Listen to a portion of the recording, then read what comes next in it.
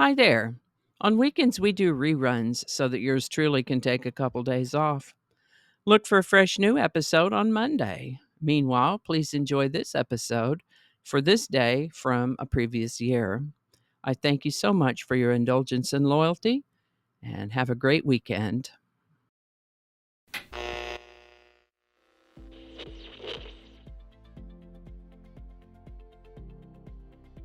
Hi there, and welcome to this day in history for July 27th. July 27th is the 208th day of the year in the Gregorian calendar, 209th in leap years, with 157 days remaining to the end of the year. Today's word is mimesis. Mimesis, simply put, is a noun that means imitation or mimicry, such as a representation or imitation of the real world in art and literature. Interestingly, mimesis can also refer to the deliberate imitation of the behavior of one group of people by another group, and in this respect can be a factor in social change. In zoology, mimesis is another term for mimicry, as in the way, say, a butterfly or a moth might sport coloring or decoration that camouflages them against a tree or that frightens a predator away by looking like the predator's predator. The word mimesis comes ultimately from Greek. First known use of the word mimesis is around 1586. Mimesis. The word mimesis was suggested by one of my viewers, and if you have a word you'd like to suggest for Word of the Day, pop it in the comments and we'll take a look at it. And with that, the Navigation Acts, or Acts of Trade and Navigation, were a long series of English laws that sought to regulate shipping, trade, and commerce between other countries and with its own colonies. On July 27, 1663, the English Parliament passed a second of those acts, and this one required that all goods going to the American colonies must be sent in English ships from English ports. They were looking to rein in the market. Couldn't be letting those colonists get whatever they wanted from wherever they wanted. Aside from sheer control, losing control of the supply chain would mean missing out on sales and taxes. Some years later, Scotland would be included in the act. On July 27, 1866, the first successful transatlantic telegraph cable was put into service. This stretched from Valencia Island, Ireland, to Heart's Content, Newfoundland. Interesting names.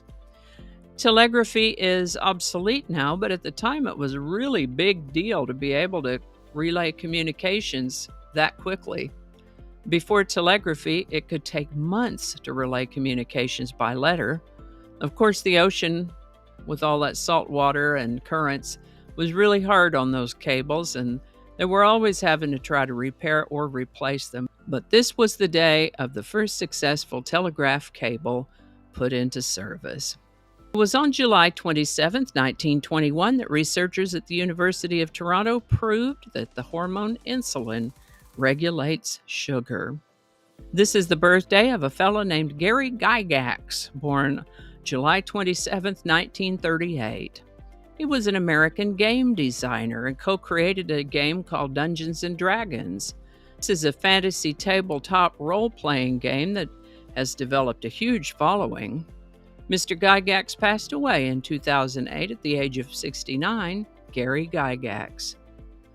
This is the birthday of Roberta Lee Streeter, born July 27, 1942. We know her better, though, as Bobbie Gentry. She was one of the first female artists to compose and produce her own material and charted 11 singles on the Billboard Hot 100. Best known for her song Ode to Billie Joe, which I heard in my mind just as soon as I saw her name. Ms. Gentry is currently retired from the music biz. And in honor of Bobbie Gentry's birthday, let's talk about Ode to Billie Joe. Released in July of 1967, it hit number 1 on the Billboard Hot 100 on August 26th of that year, beginning the first of 4 weeks in that number 1 position.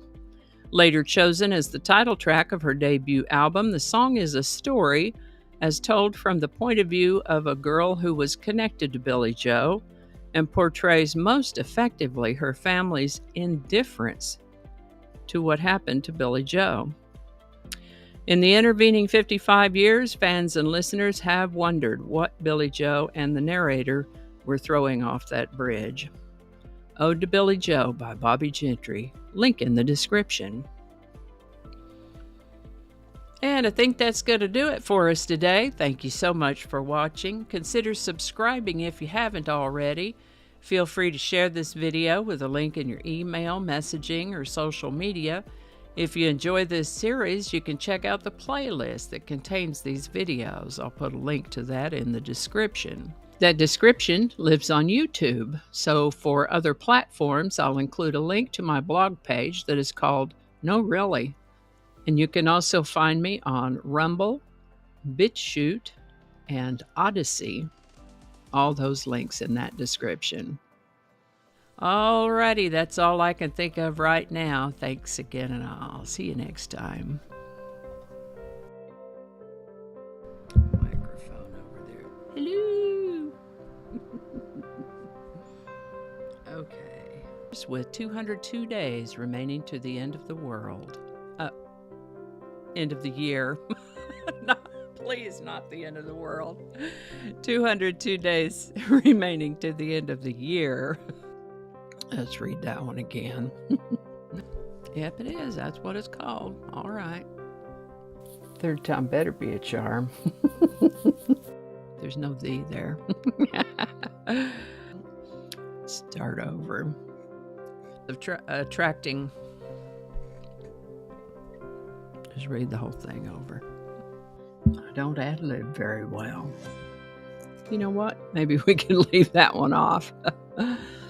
Don't alienate people who can be helpful to you. Flinging happiness all over the place. Alrighty. Back to work. I think we got it this time.